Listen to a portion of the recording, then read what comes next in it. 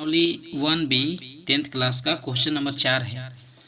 4 का ये फर्स्ट देखेंगे। क्वेश्चन है कि अभाज्य गुणनखंड विधि से निम्नलिखित के मसा और लसा निकाले। हमें अभाज्य गुणनखंड विधि के द्वारा मसा और लसा यानी कि महत्तम समावर्तक और लसा यानी लघुत्तम समावर्तक निकालना है, जो कि संख्याएं दिया है हमारा 6 और 20। तो हम सबसे पहले क्या करेंगे कि 6 और 20 का अभाज्य गुणनखंड करेंगे। चलिए यहाँ पर हम अभाज्य गुणनखंड करते हैं। लिखेंगे यहाँ पर 6, तो 6 का अभाज्य गुणनखंड करेंगे 2 से, तो यहाँ पे क्या हो जाएगा, यानी कि 3 दूना 6 और 3 को कटा देंगे तो ये हमारा 1 हो जाएगा। और यहाँ पे लिखेंगे 20। अब देखिए 20 संख्या को जब हम आज अभाज्य गुणनखंड करेंगे तो यहाँ पे क्या होगा, 10 होगा। और हम इसे जब 2 से डिवाइड करेंगे तो ये 5, और 5 को करेंगे तो ये होगा 1। ठीक है। और इस संख्या को अब देखिए हमें लिखना होगा, यहाँ पर लिखेंगे 6, और 6 का जो अभाज्य गुणनखंड है क्या है, 2 गुना 3 है। ठीक है। अब देखिए 20 का अभाज्य गुणनखंड क्या है, 20 का अभाज्य गुणनखंड है 2 गुना 5। हमें इनका मसा और लसा दोनों निकालना है। देखिए अभाज्य गुणनखंड तो हमने कर लिया, लेकिन मसा के लिए एक रूल होता है। मसा होता है उभयनिष्ठ गुणनखंड, तो इन दोनों में उभयनिष्ठ होना चाहिए, जो कि दोनों में होना चाहिए। देखिए 3 तो इसमें है लेकिन इसमें नहीं है, तो 3 नहीं होगा। 5 इसमें है लेकिन इसमें भी नहीं होगा। देखिए इसमें 2 की संख्या कितनी है, 2 है, लेकिन इसमें 1 है। कहने का मतलब कि दोनों में क्या मिल रहा है, तो दोनों में मिल रहा है 2 मिल रहा है, बाकी कोई चीज़ नहीं मिल रही है। तो 2 मिल रहा है, तो ये हमारा जो है इसका HCF कितना होगा, HCF यानी कि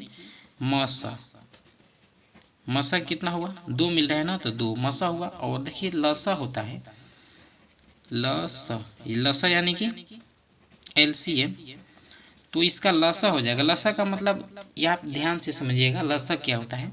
लसा लिखेंगे जो गुणनखंड है, जितना गुणनखंड है सभी लिखेंगे। अब देखिए 2 है ना, 2 किस में ज़्यादा है, तो 2 जो है इसमें ज़्यादा है, और जितना ज़्यादा होगा सब लिख लेंगे। 2 है ना, तो 2 गुना 2 एलसीएम के लिए। अब देखिए 2 के बाद क्या है, इन सब में 3 है। 3 किस में ज़्यादा है, इसमें तो बिल्कुल नहीं है, और इसमें 1 ही है, तो यहाँ पर 1 ही 3 लेंगे। जिसमें ज़्यादा होगा उसी चीज़ को ले लेंगे। अब देखिए 2 हो गया हमारा, जिसमें ज़्यादा था उसको हमने लिख लिया। 3 जिसमें ज़्यादा था उसको लिख लिया। 5 किस में ज़्यादा है, ऊपर वाला में तो खाली है, नीचे वाला में 1 है, तो यहाँ पे लिखेंगे 5, और इसे मल्टीप्लाई कर देंगे तो ये हमारा हो जाएगा मतलब कि LCM, यानी कि 2 दूना 4, चलती हैं 12 12 पचे 60। ठीक है। तो ये हो गया आपका मसा और ये लसा, ये दोनों हो गया आपका आंसर, यानी कि 2 और 60, यही है आपका आंसर। यानी कि ये अब क्या क्या हुआ, मसा हुआ, और ये 60 जो है लसा। तो देखेंगे इनके नेक्स्ट क्वेश्चन, जो कि ये 24 था, तो इनका दूसरा क्वेश्चन हो जाएगा। दूसरा क्वेश्चन है 17 और 25। तो ध्यान दीजिएगा 17 का जब हम अभाज्य गुणनखंड करेंगे तो ये खुद अभाज्य संख्या है, तो यहाँ पर हम इसे 17 से ही कटाएंगे 1, और 25 जो है 25 कट जाएगा 5 से, तो यहाँ पर लिखेंगे 5, फिर 5 से कटेगा तो क्या होगा 1। ठीक है। अब ध्यान दीजिएगा कि हमें इसका क्या करना है, मसा ज्ञात करना है और लसा, क्योंकि 17 25 का हमने अभाज्य गुणनखंड कर लिया, तो यहाँ पे लिखेंगे 17 बराबर 17 गुना 1। अब ध्यान दीजिएगा 25 को भी लिखेंगे 25 बराबर 5 गुने 5 गुना 1 कर देते हैं। ठीक है। अब ध्यान दीजिएगा कि जो अब इसमें हमें क्या करना है कि मसा पहले ज्ञात करेंगे। क्या ज्ञात करेंगे, मसा। मसा का मतलब होता है उभयनिष्ठ गुणनखंड। 17 तो इसमें है लेकिन इसमें नहीं है, इसमें 2 5 है लेकिन इसमें 2 5 नहीं है। दोनों में क्या है, दोनों में देखिए 1 है, ये 1 जो है दोनों में है, तो यहाँ पे इसका मसा क्या हो जाएगा 1, क्योंकि 1 के अलावा उभयनिष्ठ गुणनखंड कोई नहीं है, तो मसा क्या होगा 1 होगा। अब देखिए आगे यहाँ पे लिखेंगे लसा। ध्यान दीजिएगा लसा क्या होता है, लसा इनमें देखेंगे कि 5 है और 17 है, बाकी 1 तो है, 1 का कोई वैल्यू नहीं रहता है, 5 17 है। ठीक है। तो 5 किस में ज़्यादा है, इसमें ज़्यादा है, तो सबसे जितना ज़्यादा रहेगा और जितना सब मतलब लिख लेंगे, तो यहाँ पे लिखेंगे 5 गुना 5। ठीक है। इसमें तो 5 बिल्कुल नहीं है। अब देखिए 17 है, 17 इसमें कितना है, 1 ही है, इसमें तो नहीं है, तो 17 है तो 17 लिख लीजिए, और इसका मल्टीप्लाई कर दीजिए, इसका मतलब लसा हो जाएगा। यानी कि इसे हम गुना करेंगे 50 25, और 25 से 17 से जब हम मल्टीप्लाई करेंगे तो इसका आंसर हो जाएगा, यहाँ पे लिखेंगे 375। ठीक है। तो यहाँ पर एक मसा और लसा 375, ये क्या है आपका आंसर है। ठीक है। तो चलिए आगे देखते हैं क्वेश्चन नंबर इसका नेक्स्ट, जैसे कि ये सेकंड था, तो थर्ड नंबर क्वेश्चन हो जाएगा इसका। तो देखिए 3 नंबर इसका क्वेश्चन है 510 और कितना दिया है 92। तो हम क्या करेंगे कि 510 का अभाज्य गुणनखंड करेंगे। तो जब 510 का हम अभाज्य गुणनखंड करेंगे तो ये इसको हम 2 से कटाएंगे, 2 से कटाएंगे तो क्या हो जाएगा 255, 255 दूना 510। और इसे हम कटाएंगे, चलिए 3 से भी कटा सकते हैं, 5 से भी कटा सकते हैं। जब 5 से कटाएंगे तो 50 25 और 1 51 हो जाएगा। अब यहाँ पे कटा सकते हैं इसे, चलिए 3 से कटाइएगा तो 17 समझो 17 51 और 17 से कटा देंगे तो क्या हो जाएगा 1। ठीक है, आप किसी भी संख्या से कटा सकते हैं, उसमें कोई दिक्कत नहीं है। अब यहाँ पे 92 को जब हम कटाएंगे 92 को, ये 2 से कट जाएगा तो यहाँ पे 46 हो जाएगा 46। और इससे हम 2 से कटाएंगे तो क्या हो जाएगा 23, और 23 एक अभाज्य संख्या है तो 23 से ही कटना होगा, तो ये हमारा हो जाएगा 1। अब देखिए 510 जो है, 510 का अभाज्य गुणनखंड किया क्या आया है 2 गुना, चलिए 3 लिख लेते हैं, उसके बाद लिख लेंगे 5 और उसके बाद क्या लिखेंगे 17। अब यहाँ पे जो 92 है, 92 का अभाज्य गुणनखंड है 2 गुना क्या है 23 है। ध्यान दीजिए, अब हम क्या निकालेंगे HCF यानी कि मासा। तो मासा देखेंगे कि दोनों में क्या है, दोनों में देखिए 3 इसमें है, इस लाइन में नहीं है। 92 का गुणनखंड में 3 नहीं है, 5 510 के गुणनखंड में है लेकिन इसके गुणनखंड में नहीं है, 17 510 के गुणनखंड में है लेकिन 92 के गुणनखंड में नहीं है, 23 जो है 92 के गुणनखंड में है, 510 के गुणनखंड में नहीं है। तो जो दोनों में है वही क्या है, दोनों में 2 है। ठीक है, तो मासा क्या हुआ 2 हुआ, बाकी कुछ नहीं है क्योंकि दोनों में तो नहीं मिला है अब कुछ, तो मासा 2 हो गया। अब देखिए जो लसा होता है, इसका लसा होता है, अब देखिए 2 किस में सबसे ज़्यादा है, नीचे वाला लाइन में, दोनों लिख लीजिए 2 गुना 2। 2 के बाद 3 किस में ज़्यादा है, इसमें तो नहीं है, 3 इसमें है तो यहाँ पे लिख लेंगे 1 ही है तो 1 ही लिखेंगे, जितना रहेगा उतना लिख लेंगे। अब देखिए उसके बाद 2 हो गया हमारा, 3 हो गया, 5 है ना, इसमें पूरे में 5 है, किस में ज़्यादा है 5, इसमें तो नहीं है, इसमें ज़्यादा है तो 1 ही है, 1 ही लिखेंगे। 5 2 हो गया, 3 हो गया, 5 हो गया, इस 2 से मतलब नहीं है, हमें मतलब है कि किस में ज़्यादा 2 है। उसके बाद देखिए 17 किस में ज़्यादा है, इसमें तो 1 है, इसमें 1 बिल्कुल नहीं है, तो 17 है तो यहाँ पे 1 ही है ना, लिख लेंगे 17। उसके बाद क्या लिखेंगे कि उसके बाद अब 2 हो गया, 3 हो गया, 5 हो गया, 17 हो गया, उसके बाद 23 बच रहा है। 23 किस में ज़्यादा है, इस लाइन में तो बिल्कुल नहीं है, 1 भी नहीं है, 23 की संख्या इसमें 0 है, इसमें 1 है तो यहाँ पे 1 23 लिख लेंगे। और यहाँ पे इन सब का क्या कर देंगे, मल्टीप्लाई कर देंगे। मल्टीप्लाई का मतलब जानते हैं, 2 दूना 4, 4 3 12, 12 25 60, 60 ले 17 ले और 23 ले, जब हम मल्टीप्लाई करेंगे तो हमारा आंसर हो जाएगा 23,460 और ये है इसका आंसर, यानी कि मासा हो गया इन दोनों संख्याओं का 2 और इन दोनों संख्याओं का जो लसा है 23,460 आया है, जैसे कि आप देख सकते हैं। आपको ये वीडियो कैसे लगी आप हमें कमेंट में जरूर बताइए। और देखते हैं इनके नेक्स्ट क्वेश्चन को हम। यहाँ पे देखिए 4 नंबर क्वेश्चन में है 6 72 120। तो 6 72 120 का हमें HCF और यानी मसा और लसा ज्ञात करना है। तो सबसे पहले हम 6 का क्या करेंगे, अभाज्य गुणनखंड करेंगे। तो 6 का जब हम यहाँ पे अभाज्य गुणनखंड करेंगे तो ध्यान दीजिएगा 6 क्या हो जाएगा 2 2 तिया 6 और 3 से कट जाएगा 1। ठीक है, और यहाँ पे हम 72 का भी करेंगे।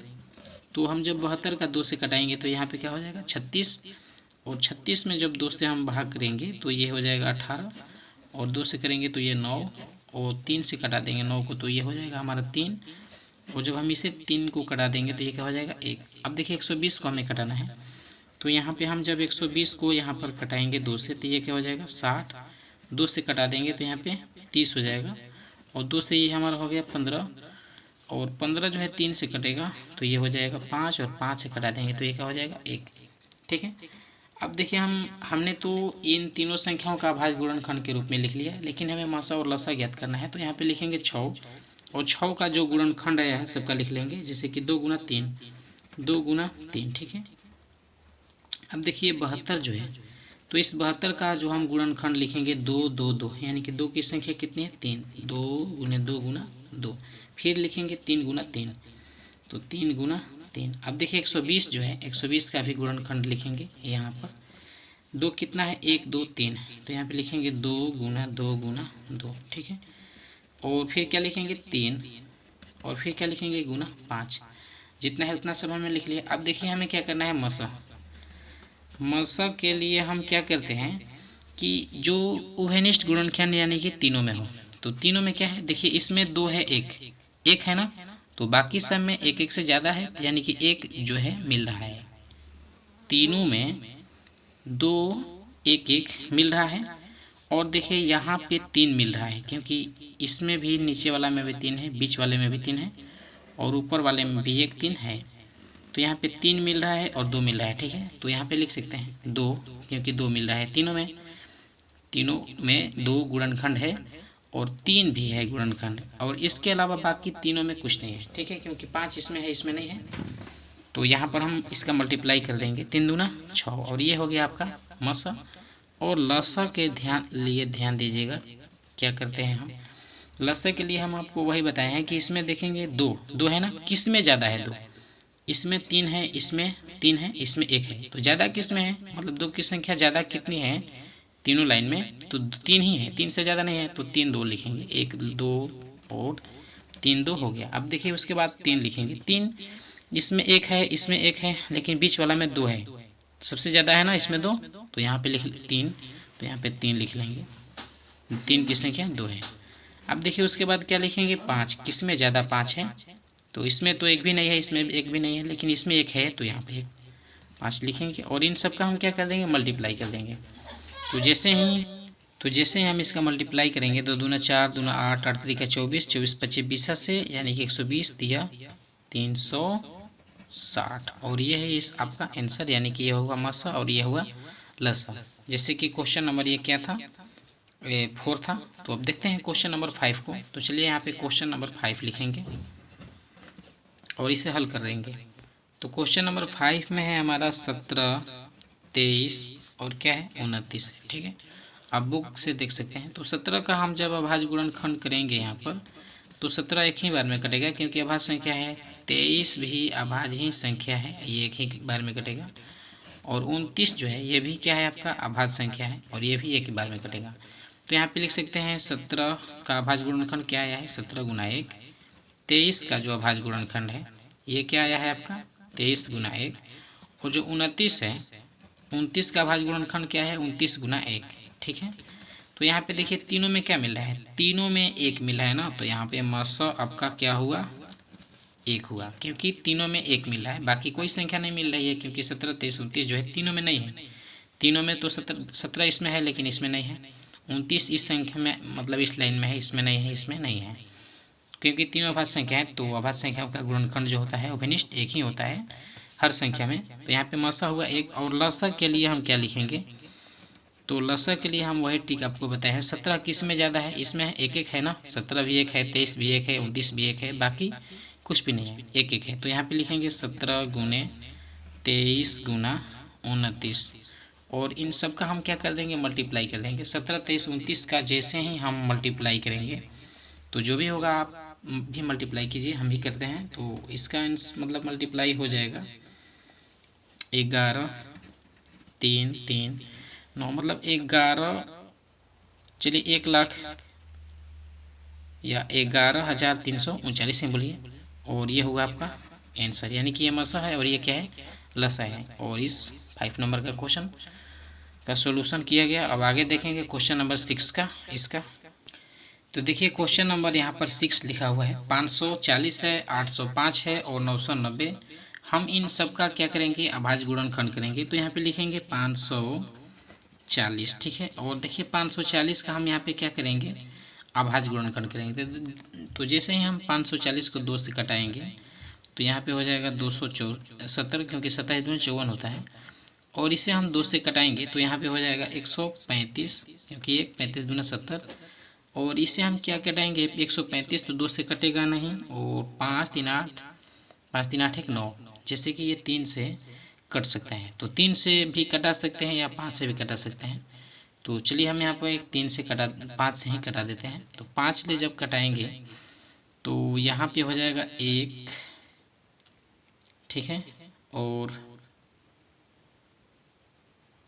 27, क्योंकि 27 बचे कितना होता है 135, और 27 को हम कटा देंगे 3 से, तो ये हो जाएगा हमारा 9, और 9 को हम 3 से कटाएंगे तो क्या होगा 1।